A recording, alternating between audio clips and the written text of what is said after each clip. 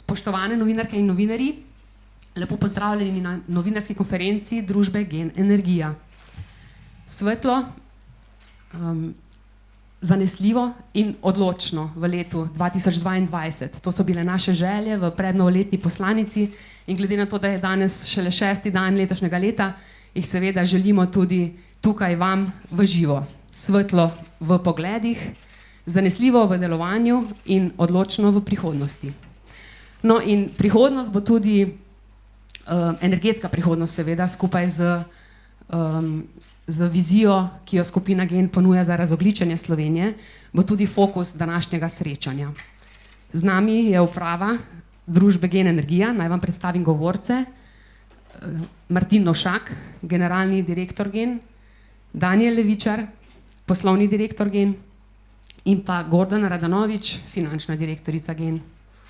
Moje ime je Tanja Jarkovič in bom danes moderirala to novinarsko konferenco, na kateri vam bomo predstavili poslovanje in dosežke družbe in skupine Gen v letu 2021, naše ključne investicijske projekte za prihodnost, predvsem pa želimo predstaviti našo vizijo razogljičenja Slovenije, pa seveda tudi potek postopka projekta JEK2 po pridobitvi energetskega dovoljenja julija 2021. Namen današnje novinarske konference je skratka predstaviti vizijo zanesljive oskrbe Slovenije z nizkoogljično energijo po konkurenčnih cenah in za vse kategorije odjemalcev. Seveda bo po predstavitvi čas tudi za vaše vprašanja. Sedaj pa besedo predajam generalnemu direktorju Gena, gospodu Martinu Novšaku. Najprej lep dober dan, prav lepo pozdravljeni, srečno in zdravo tudi vam v novem začetnem letu. Jaz sem masko snel za tole, mogoče lažje govorim, tako da je lep pozdrav. Že dolgo nismo bili v takeli obliki se dobili, tako da mi je kar eno veliko zadovoljstvo, da vas vidim v takem številu in pa tu v Ljubljani. Jaz bom na kratko predstavil naše dogajanje v skupini Gen v lanskem letu, malo tudi pogleda naprej, trenutnega in pa seveda predvsem vizijo za naprej, ki je pomembna za Slovenijo, ki je pomembna za Evropo, ki je pomembna za bodoče prebivalstvo sveta. Torej, če dovolite, bi kar začel. Rezultati skupine Gen v letu 2021 bom kar začel z glavnimi številkami. Se pravi, v lansko leto bomo končali po ocenah, današnjih ocenah, ki moram reči, da so že kar dobre na družbi, nekje 26 milijonov evrov neto čistega dobička, na skupini preko 80 milijonov, kar je rekordni rezultat do zdaj. Ne povem pa to, da je to zasluga pravzaprav naših zaposlenih, tako strokovnosti, izkušenosti našega kadra, ki je pravzaprav dela dolgoročno, dela motivirano in dela pravzaprav skupaj z vodstvi, tako da dejansko gre za hvala našim zaposlenim, seveda tudi poslovnim partnerjem in tistim, ki nas pri tem podpirajo. Brez tega v tem času, tudi koronavirusa in zaostrenih tržnih razmer, ne bi bilo takšnih rezultatov. Tako da sem zelo ponosen na naše zaposlene v vseh naših družbah. Če pogledamo še skupino v prometu in pa družbo v prometu, mi smo planirali na družbi 206 milijonov, bomo verjetno okoli 230 milijonov, in pa na skupini smo planirali 2,3 milijarde, bomo preko 3 milijarde evrov prometa, tako da dejansko presegamo vse naše zastavljene rezultate. Moram pa reči tako, ta infrastruktura, ki smo jo zgradili, pravzaprav nam je omogočila, da smo izkoristili tržne priložnosti, predvsem na področju trgovanja izven Slovenije na GEN-I-ju. Naši proizvodni rezultati skupine so tole podani v tabeli, zelo podrobno, mogoče samo par številk. Hidroelektrarne na spodnji Savi, nekje 25% planirane proizvodne, to se pravi nekoliko slabša hidrologija. Savska elektrarna nekje na 100% plana, dolgoletnega plana, ki ga imamo za zgornjo Savo. Nuklearna elektrarna Krška presegla skoraj 2% svoj rezultat, tako da skupno presegamo za skoraj 2% naš rezultat. Je rekel zelo eno tako predvidljivo leto, vendar bi pa poudaril, da je bilo prva polovica leta izredno dobra hidrologija, še posebej maj, junij, izredno slaba julij, avgust, september, deloma november, nekako je bil še dober december, tudi pod planom. Tako da dejansko ena velika oscilacija, kar je pomenilo, da smo mogli zelo paziti na dobavo nadomestne energije za remont in pa potem balansirati to s trgom električne energije, ki je bil zelo dinamičen in relativno visoke cene v jeseni. Mi smo mogli pravzaprav kupovati energijo. Imamo pa eno prednost, da smo lahko obratovali s termoelektrarno Brestovica. Izrazito veliko smo obratovali za trg v oktobru, novembru in decembru, in to z novimi bloki, ki smo jih dali pogon 6 pred leti in pa 7 v lanskem letu, in to na olje, ker je plin bil predrag. Dejansko smo obratovali na olje z visokimi cenami CO2 in s tem dodajali pravzaprav zanesljivo oskrbo v Sloveniji. Naš proizvodni portfelj je kljub temu, kljub obratovanju Brestanice, še vedno 99% praktično brezogljičen, kjer predstavlja 81% delež nuklearne elektrarne Krško in pa hidroelektrarne 18%, termo, to se pravi Brestanica pa nekje 1, pa še nekaj procenta. Vendar pa je ta rezerva zelo pomembna za stabilnost sistema. Trgovanje, naše trgovalne količine na mednarodnih trgih se močno povečujejo, ravno zaradi močne volatilnosti trga sploh v lanskem letu. Že v prvi polovici leta, maj, junij, izrazito dobro opravljeno delo naših strokovnjakov v GEN-I-ju. Tukaj moram poudariti tako investicije v, bi rekel, tehnološko infrastrukturo, v znanje ljudi, v izbor ljudi, potem motivacije ljudi, skupaj seveda z izkušenim vodstvom. V korona časih in v teh izrednih tržnih razmerah je ključna zadeva pravzaprav so ljudje.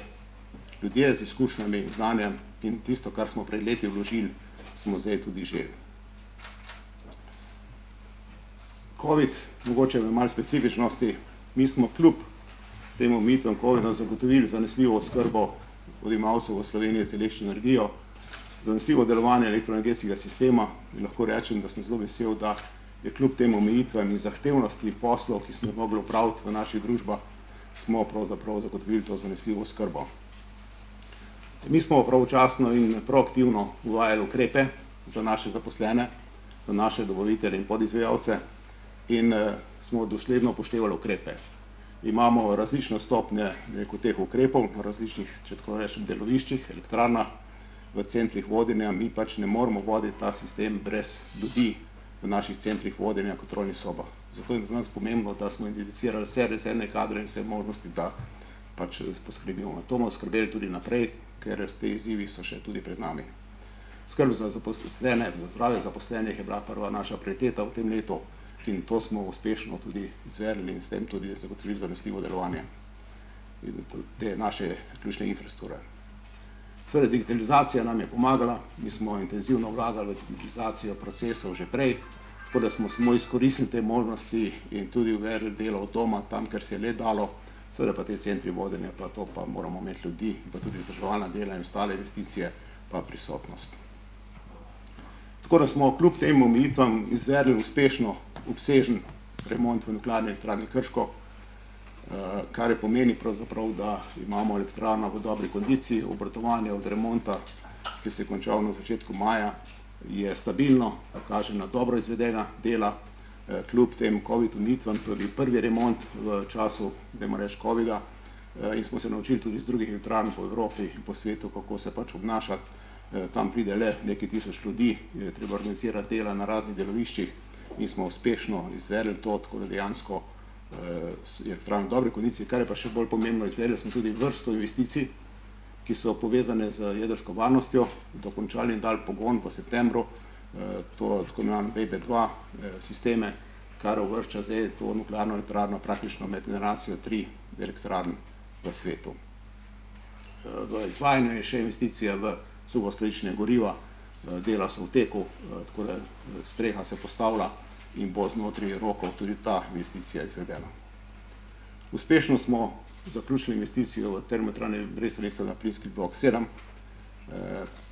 Ta je že v komercialnem obratovanju, že uporabljamo, seveda pa ravno zaradi te dvojnosti goriva mi lahko istočasno menjamo med obratovanjem plin z nafto oziroma lahkim kurilnim oljem in obratno, kar je redkost v Evropi, In ker ta redkost tako velika, smo mi ravno zato lahko zdaj na olje obratovali, drugi niso mogli, ker bajo samo na plin in seveda niso zdvigli cene kurilnega olja v tej regiji in to nam pomaga pri uspešnosti poslovanja tudi v lanskem letu.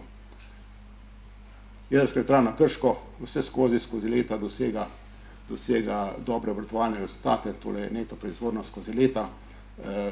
2. oktobra smo imeli 40 let od prve signalizacije agregata v jedrski elektrarni Krško in to je pravzaprav tudi ta visoka stabilnost in pa učinkovitost obratovanja nam daje seveda tudi optimizem za prihodnjo uporabo jedrske energije. Pomembno je, da smo v juliju pridobili energetsko dovoljenje za drugi blok jedrske elektrarne Krško, tole je ena simulacija postavitve te elektrarne, dajmo reči kot najbolj verjetna postavitev lokacijsko, seveda moramo iti na hladilne stolpe. Mi pripravljamo zdaj strokovne podlage za pričetek postopka za umeščanje v prostor in potem seveda naprej odločitve o ostalih elementih investicijskega programa, seveda tudi sprejemljivost odločene v tej investiciji naprej. Mi pa zastavljamo roke, da bi do 2033 imeli drugi blok v pogonu, ker seveda moramo nadomestiti tudi ostale vire energije in pa zagotoviti po moje ceni čim prej prehod na nizkoogljično proizvodnjo električne energije. Naj samo tole s tem grafom povemo, da se v Evropi gradi vrsto novih jedrskih elektrarn, mogoče se pri nas malo govori o tem, ampak pred kratkim je šla v pogon Olkiluoto 3 na Finskem, to je veliko največja evropska jedrska elektrarna z 608 MW neto moči. Res so jo dolgo gradili, objavili so tudi rezultate, koliko košta in na nek način je cena tržno zelo zanimiva, investicija pa kvalitetno izvedena. Seveda gradijo dve elektrarni, ena je že v pogonu, ena v štartu v Belorusiji. Zanimivo, Belorusija, ko vrkoli že slišimo pri nas, je njihov glavni razlog, zakaj so šli jedrske delati, prevelika odvisnost od ruskega plina. To je zanimivo za velike prijatelje Rusije, da tako izjavijo, ampak tako so njihov minister tolmačil, zakaj morajo iti v jedrske. Seveda Flamanville, računamo na to, da bo v kratkem v obratovanju. Anglija brez jedrskih praktično ne more, zato se intenzivno gradijo na Hinkley Pointu dve enoti, 1700 MW neto. Seveda pa gradijo na Madžarskem, so začeli z gradnjo dveh enot novih, ruskih, po 1200 MW. Turčija gradi 4 enote, Dukovani na Češkem in pa na Slovaškem, tudi ravno tako v Črni vodi, to se pravi v Romuniji. Pravzaprav teh jedrskih je več. Na tapeti so tudi izgradnja 6 oziroma 4 jedrskih na Poljskem, 6 novih jedrskih v Ukrajini, tako da dejansko se dogaja neke vrste renesansa jedrske v Evropi, še posebej seveda ob teh visokih cenah energentov in pa visokih cenah predvsem plina. Nam se zdi pomemben mejnik v lanskem letu, da smo preko GEN-I-ja pravzaprav prodajamo samo brezogljično električno energijo, tako da če imate pri nas račune, in to je jedrska in pa sonce, mi imamo tudi hidro, tako da dejansko lahko pridemo z nizkoogljično energijo do končnih kupcev. To je za nas pomembno, da nekako končni kupci tudi čutijo, da je ta proizvodnja možna, da je za nami pravzaprav so viri, ki ne prepuščajo ogljikovega dioksida, predvsem pa tudi ne ostalih delcev v okolje. Zaostrene tržne razmere je posebnost lanskega leta, se bo nadaljevala v letošnjem letu, kaže na to, da bo ta prehodni pojav podoben kot tale COVID, ker nekakor se ne izniha in vidimo, da pravzaprav je to, bi rekel, po eni strani za nas mogoče ugodno, dejansko se pa tega bojimo. Mi kot energetiki na kratek rok mogoče vidimo v tem pozitivno, vendar je to nezdržno. Te cene, ki so danes tole narisane gor, preko 200-300 evrov megavatno uro, so nevzdržne za porabnike, za stabilnost gospodarstva, za konkurenčnost, pa tudi za gospodinjstva in socialno, dajmo reči, enakost. Zato predvidevamo, da se bodo te cene umirile, tudi verjetno z dogovorom v Evropski uniji z Rusijo. Kje se bojo pomirile, pa je težko špekulirati danes. Prav gotovo pa tako poceni, kot je bila energija v preteklosti, bo težko, ker tudi te investicije, ki so pred nami, zahtevajo denar. Tako da dejansko v teh zaostrenih razmerah smo ravno zaradi naših izkušenj, izkušenega kadra in vodstev uspeli pravzaprav doseči kljub temu tako dobre rezultate. Namreč, zakaj je za nas problem visoka cena? Izpad nuklearke, slabša hidrologija pomeni nakup nadomestne energije po izredno visokih cenah. Vsak dan lahko pomeni 4-5 milijonov evrov. Zato seveda mi nismo veseli takega trga in zato, ker Slovenija uvaža in mi računamo, da v lanskem letu nekje 15-20% električne energije bo uvozila, ko bodo te statistike javne oziroma podane, to pomeni, da seveda moramo po takih visokih cenah kupovati to energijo. In to je tisto, kar ni dobro niti za energetiko, kaj šele za gospodarstvo in gospodinjstvo. Zato seveda mi vidimo vizijo, kako pravzaprav dolgoročno zagotoviti zanesljivo oskrbo, trajnostno oskrbo in seveda tudi ekonomsko konkurenčno oskrbo. Smo podali našo vizijo in jo želimo danes tudi na kratko predstaviti, ker verjamemo, da je to vizija 3+1, bomo natančno povedali, kaj je to. To je naš ključ do pravzaprav razogljičenja slovenske elektroenergetike v relativno kratkem času in seveda na ekonomsko učinkovit način. Pa poglejmo to prvo proizvodno in porabo električne energije, dajmo reči v obdobju 100 let, od leta 2060 pa do praktično do leta 2020 imamo točne podatke, to je zgornja krivulja naše porabe, točno odvisna vidimo od BDP-ja oziroma gospodarske aktivnosti. Spodaj so pa viri, od katerih smo mi zagotovili to oskrbo. Vidimo, da smo v določenih področjih precej uvozno odvisni. Hidrologijo smo maksimalno izkoriščali, kar smo imeli narejeno, potem tudi termoelektrarno Trbovlje, še prej, potem pa seveda samo Šoštanj in pa seveda polovica jedrske elektrarne Krško, vendar pa kot vidimo, nam čedalje bolj primanjkuje energije, ob upoštevanju izstopa iz premoga pa seveda se to povečuje, zato naša strategija seveda maksimalna uporaba OVE, hidro, sončne in pa izgradnja drugega bloka jedrske. Naša vizija je 3+1, 3 pomeni jedrska, hidro, sonce, na vseh teh segmentih smo aktivni, bili do zdaj, tudi glavnino naših sredstev vlagali pravzaprav v ta področja, če gledamo skozi zadnjih 20 let, jedrska s podaljšanjem življenjske dobe, jedrska z drugim blokom, hidro z izgradnjo spodnjesavske verige, skupaj s partnerji seveda, in pa sončna, tako na naših objektih, kot preko GEN-I-ja v motivaciji tudi zasebnega kapitala. In pa dodatek, enka je pa plin, pa tudi nafta, če hočete, kot rezervni vir, ker bo treba balansirati sistem tudi z rezervo in to vidimo, kako je to potrebno. Včasih imamo težave prepričati energetiko pa naše lastnike za investicije v Brestanco, ker to ne rabimo, pa glih dobro zgradimo 6. blok, pa ga že nujno rabimo za obratovanje, ali pa zdaj 7. blok in z obejme smo že obratovali v jeseni za trg, tudi za sistemske storitve, ampak tudi za trg. Tako da to je naša vizija. Kje izhaja ta vizija? Izhaja tudi iz slovenskih, bi rekel, dolgoročnih dokumentov, dolgoročna podnebna strategija, ki je bila poleti sprejeta, in pa od NEPN-a, ki je bil v lanskem letu sprejet. To so pravzaprav izhajajo te vizije tudi iz teh dokumentov, vse tudi evropskih usmeritev in pa mednarodnih usmeritev na področju razogljičenja. Kako vidimo mi to v številkah? Sicer jedrsko seveda za izgradnjo 1100 MW novega bloka, govorimo se o neto energiji plus minus 10%, in ta bi dala približno 9 TWh električne energije v vseh vremenskih pogojih, vseh letnih časih na razpolago za porabo v Sloveniji.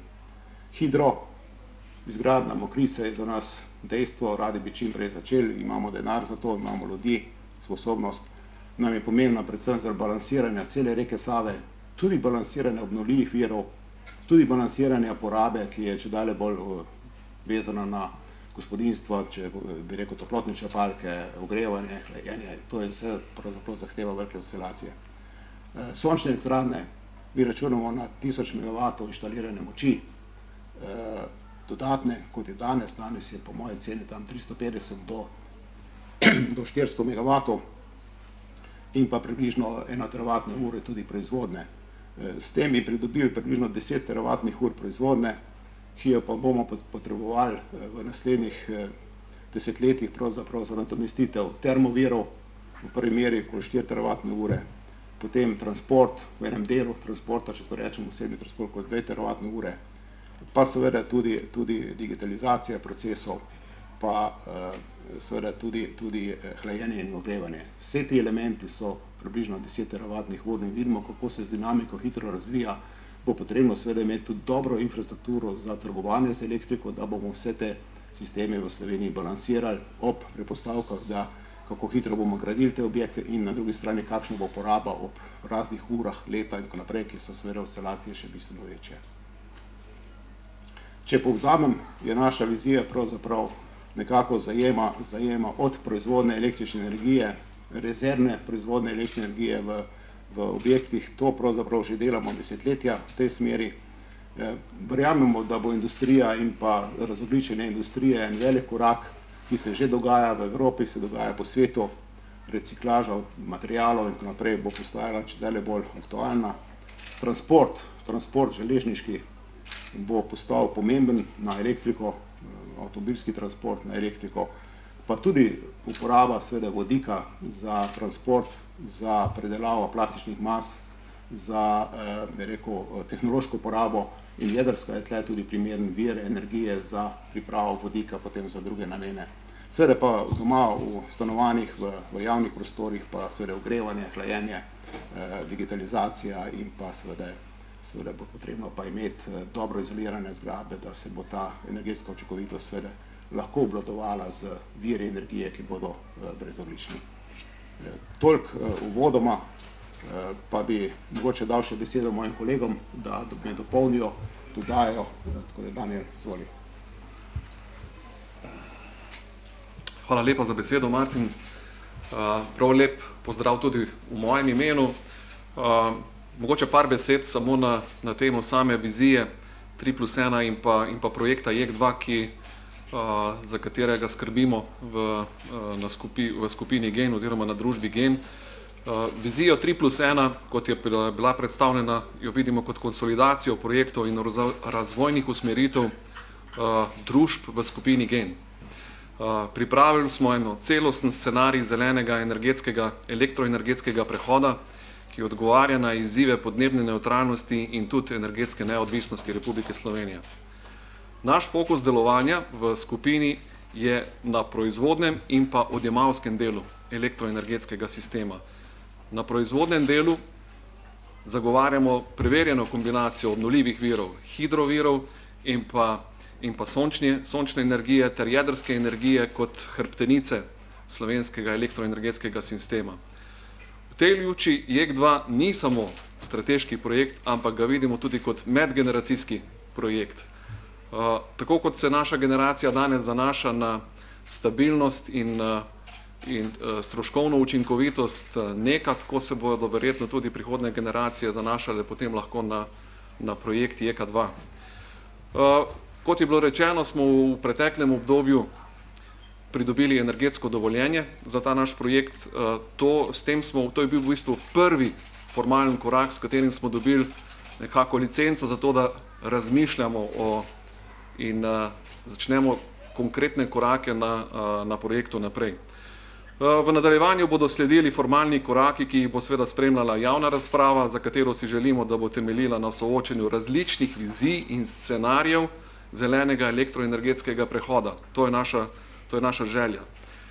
Časovnica samega projekta je, se pravi, smo nekje na začetku, zaključili smo prvo fazo strateškega razmisleka o projektu, v nadaljevanju pa bodo sledili proces umeščanja v prostor, proces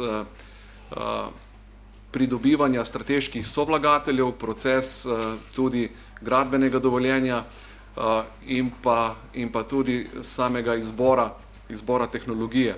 Pričakujemo nekje oziroma se tudi pričakuje od strani državnih organov in pa slovenskih strategij, kot je nacionalno energetsko podnebni načrt, da nekje do leta 2027 sprejmemo investicijsko odločitev. To je v bistvu tudi ključen korak, ki ga v nadaljevanju pričakujemo. Takrat bo v bistvu sprejeta odločitev, ali projekt da ali projekt ne.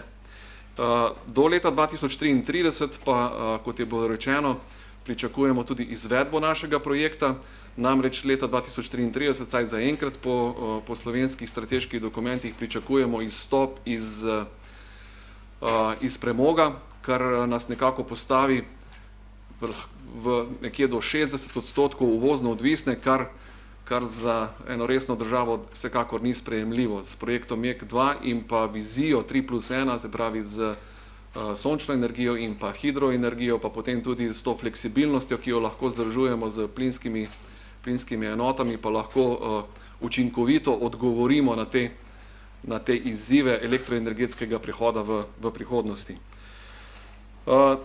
Mogoče dve besede še trenutna energetska kriza, katere smo priča. Verjamemo, da z vizijo 3+1 skupaj z jedrsko tudi odgovarjamo tudi kot dolgoročni ukrep na to krizo in jo vidimo tudi kot garant za stabilnost cen, tako za gospodinjstva in tudi za gospodarstvo. V skupini GEN, v družbi GEN imamo voljo za uresničitev tega projekta. Imamo izkušnje, imamo tudi sodelavce z znanjem, zato da našo vizijo tudi uresničimo. Hvala lepa. Hvala za besedo. Pozdravljeni tudi v mojem imenu. Vizija 3+1 skupine GEN je dejansko steber elektroenergetskega prehoda Slovenije, odgovor nanjo in tudi odgovor na doseganje podnebne nevtralnosti tako doma, kot tudi zunaj naših mej. Posel delamo ljudje, ne nazadnje, v preteklem letu je družba GEN Energija praznovala 20 let delovanja, kar pomeni, da so znanje, izkušnje, kadri, s katerimi se res ogromno dela, dosegajo mednarodne izkušnje na različnih področjih in dobre prakse prenašajo tudi v naše delovanje. Zato me ne skrbi, da bomo kljub večji porabi električne energije uspeli izvesti energetsko in ekonomsko upravičljiv projekt izgradnje JEK2. Tako, hvala lepa za vaše predstavitve. Zdaj pa, drage novinarke in novinarji, je čas za vaše vprašanja na teme, ki so bile danes tukaj predstavljene. Izvolite. Borut Tavčar, Delo. Mogoče samo cen se niste dotakne, pa bi se dali ovrednotiti še to vizijo 3+1. Hvala.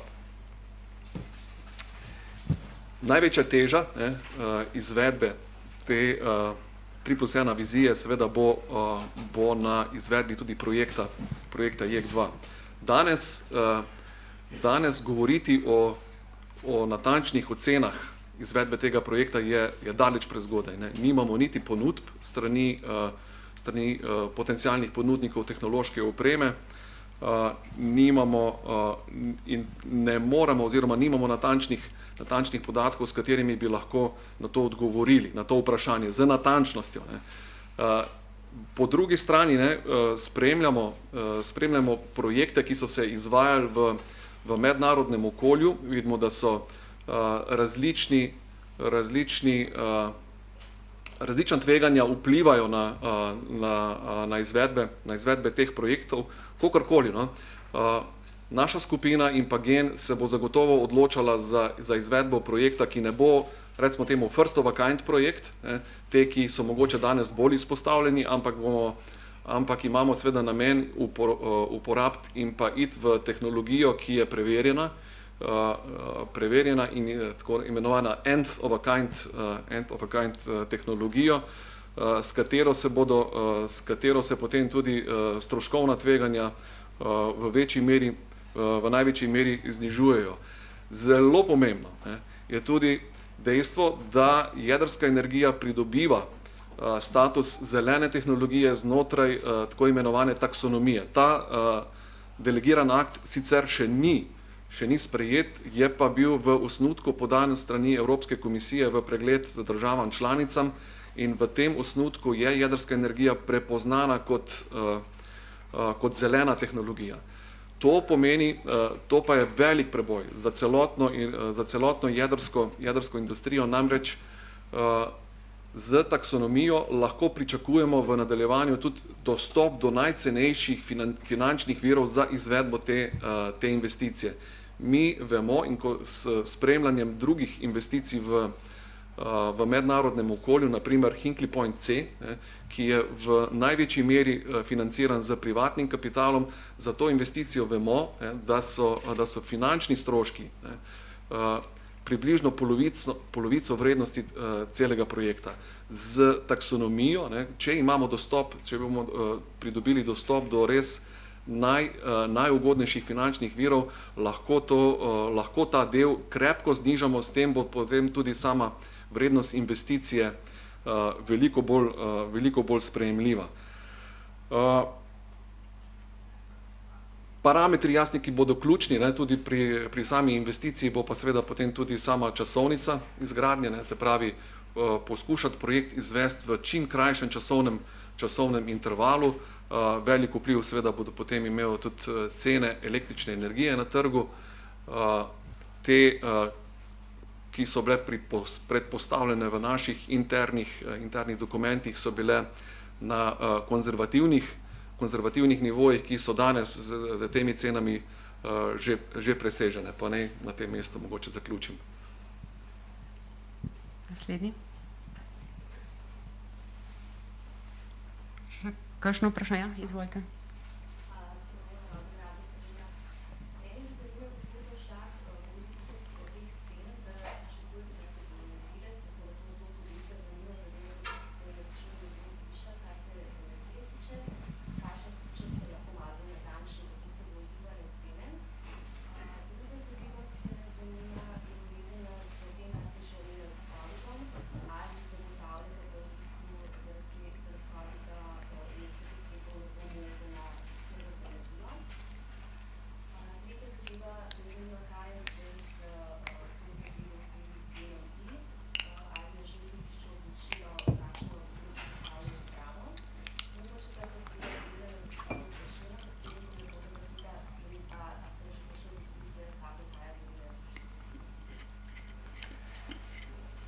Če lahko samo jaz vodoma, predlagam, da se držimo današnjih tem.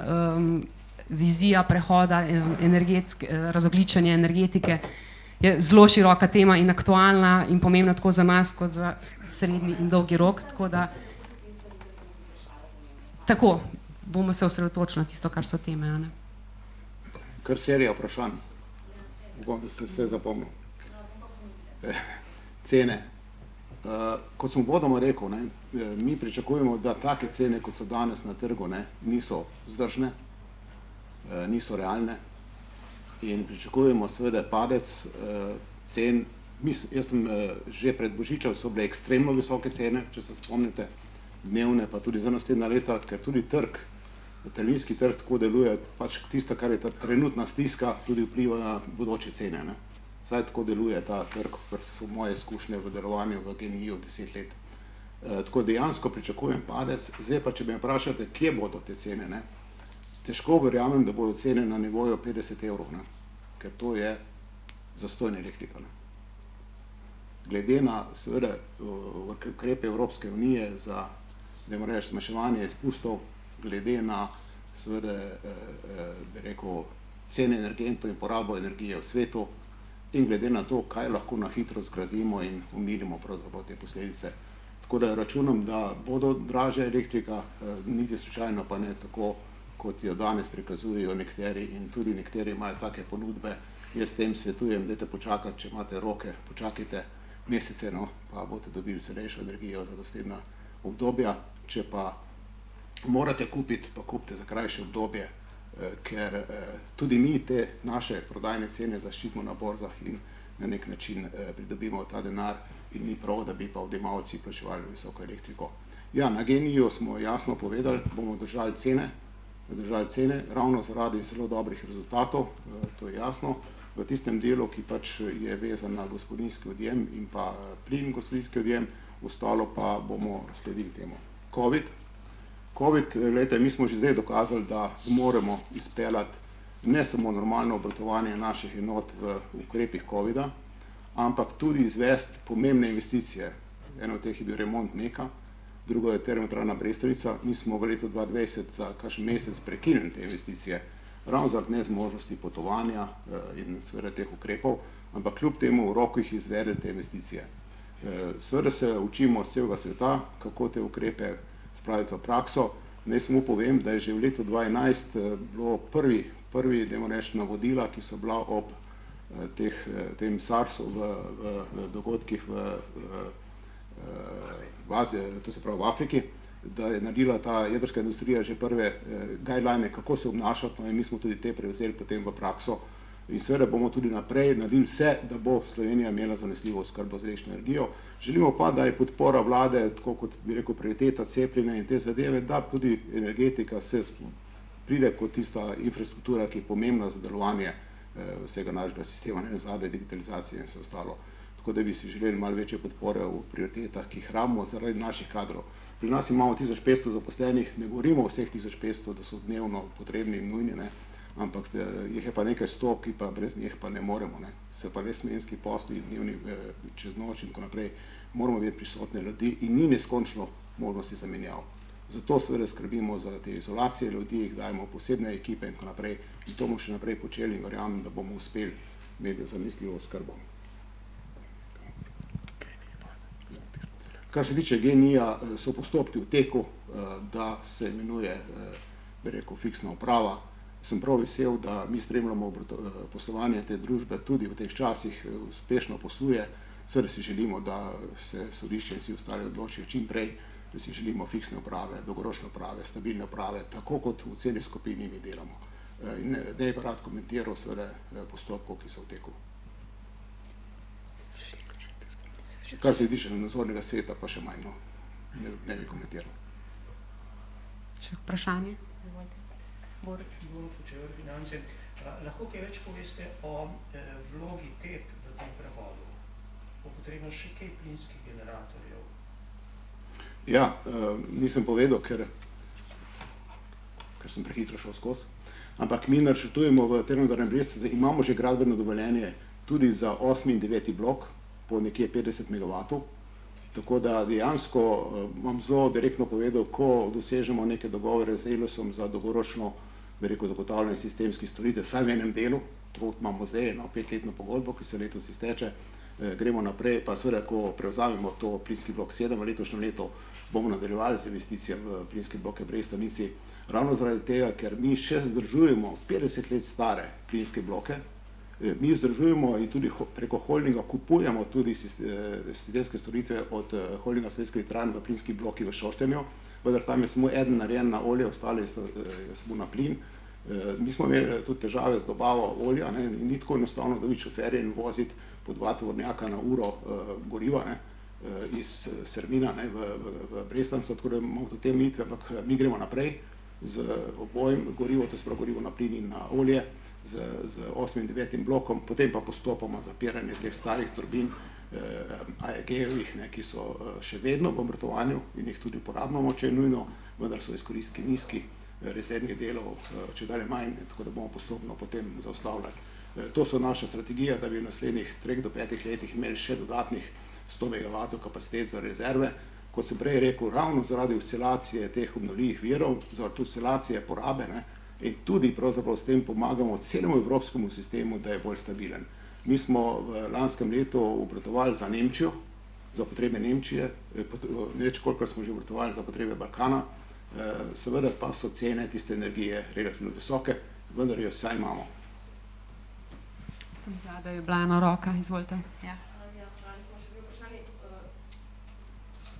Najprej me zanima, rekli ste, da se čaka sodišče, glede GEN-I-ja, to pomeni, da pač klasična pot, torej skupščina in dogovor dveh lastnikov v tem trenutku ni aktualno, ker tudi sodišče bo samo začasno imenovalo pravo, ne? To je res skrajna možnost, torej ali klasična pot v tem trenutku sploh ne teče. In dve, glede na to, da je v konec lanskega leta sodišče v Ljubljani odločilo, da ste imeli prav v sporu z Elektro Ljubljana, kar se tiče deleža in prodaje deleža v GEN-I-ju, ali je ta prodaja zdaj že provedena, torej ali je delež dejansko že v vaših rokah in kdaj bo skupščina, ki je bila napovedana za torek, pa sklicana za menjavo lastništva, torej kdaj bo zdaj nova in kaj bo to pomenilo za vi ostajate preko možnosti, ki dela, to še prihaja. Veliko ste povedala že, tako da mi ni kaj veliko treba dodati. Ja, mi smo pridobili delež, ki smo po opcijskih pogodbah imeli za Elektro Ljubljana in s 30. decembrom je bil vpis narejen. Seveda od tu naprej bomo z dogovorom reševali vse zadeve v Genelu in pa v Geniju. Vedno sem sogovornik poti dogovora, ne pa sodiških in ostalih poti, vendar pa zaenkrat še nimam argumentov v roki, da bi rekel, da so dogovori pred koncem. Bomo iskali usporedne rešitve, absolutno z dogovorom in dolgoročne. Kakšne nove skupščine Genija ni naredila? Tudi to se pogovarjamo, ampak ne bi o tem. Tako, zdaj pa resnično prosim, da se držimo današnjih tem, ki so dovolj široke in pomembne in aktualne, da verjamem, je še prostora za postavljanje pomembnih vprašanj. Še kdo? Izvolite. Mene pa zanima, ali razmišljate, da boste, ko boste končali JEK2 projekt, še mogoče kakšne kapacitete jedrske možnosti zgraditi, kot so mali modularni reaktorji ali kaj takšnega? Ja, zelo hitro se razvijajo, pravzaprav tako bom rekel, no, pred 40-50 leti se je močno vlagalo v male reaktorje, se ne nazadnje vse podmornice in pa letalonosilke so na jedrski pogon, v Rusiji tudi ledolomilci, Rusi imajo precej teh malih reaktorjev tudi ob Sibiriji oziroma Severnem morju, kjer pravzaprav proizvaja elektriko in toploto, tako da je kar precej teh izkušenj. Veliko se vlaga, danes države vlagajo v razvoj teh malih modularnih reaktorjev v cilju ne samo proizvodne elektrike, ampak tudi proizvodne toplote. In ravno na tem področju so proizvodne elektrike in toplote se nam zdijo te mali reaktorji zelo zanimivi, ker omogočajo tudi zaradi svoje majhnosti, inherentne varnosti, seveda postavitev, če tako rečemo, v naseljih, v mestih za ogrevanje prostora in nadomestitev pravzaprav predvsem premoga oziroma drugih virov. Tako da dejansko mi spremljamo ta razvoj, imamo ekipe za to, tudi gledamo, kako gre razvoj naprej, vendar pa moramo računati na to, da mi smo energetska družba, ne raziskovalna družba in gledamo na to, kaj se danes na trgu dobi in je izredno pomembno zaradi obvladovanja tveganj, da seveda kupimo tako tehnologijo, ki je preizkušena, ki že nekje deluje, ki ima obratovalne rekordce, ker samo na tak način obvladujemo tveganja. Hvala. Še kakšno vprašanje? Če tako, potem pa se zahvaljujem in bomo zaključili današnjo konferenco. Hvala vodstvu GEN in hvala vsem vam za udeležbo. Hvala. Hvala lepa.